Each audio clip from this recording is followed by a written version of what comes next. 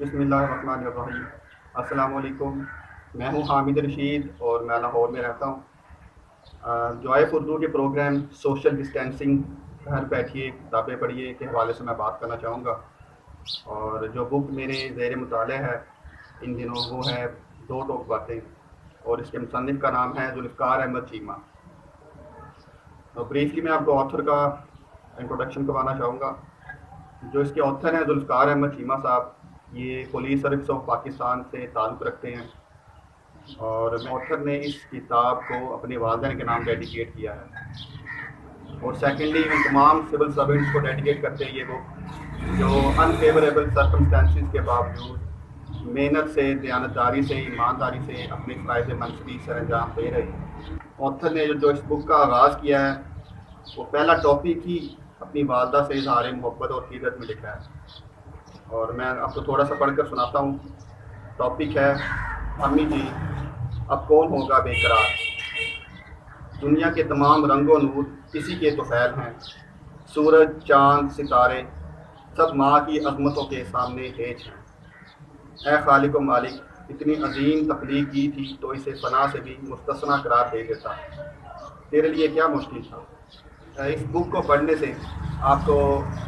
پاکستان کے بارے میں معلومات ملیں گی، سیاسی رویوں کے بارے میں معلومات ملے گی، پولیس کلچر کے بارے میں آپ کو ایکسپوجر ملے گا، اس کے علاوہ تاریخی واقعات اور سلطنت عثمانیہ کے بارے میں آپ کو حقائق ملیں گے۔ جو ایک ڈرامہ تھا میرا سلطان آج سے کچھ عرصہ پہلے آن ایئر ہوا تھا، اس کی جو اس کے کنٹینٹس ہیں اور اس میں جو آتھر نے ریسرچ کر کے اس میں جو حقائق لکھے ہیں ان دونوں میں آپ کو فرق محسوس ہوگا۔ اس کے علاوہ آتھر کے اس میں ذاتی تجربات، مشاہدات اس میں درج ہیں، اور حالیہ دنوں میں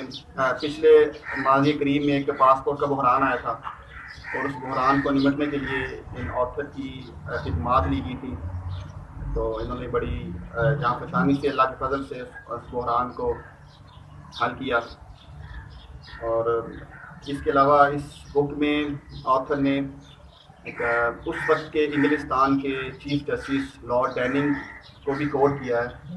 کہ لنکن ان کے عشائیہ میں اینول ڈنر تھا، اس میں ایک بیرسٹر نے کوشچن کیا کہ ایک اچھے جج میں کیا خوبیاں ہونی چاہیے،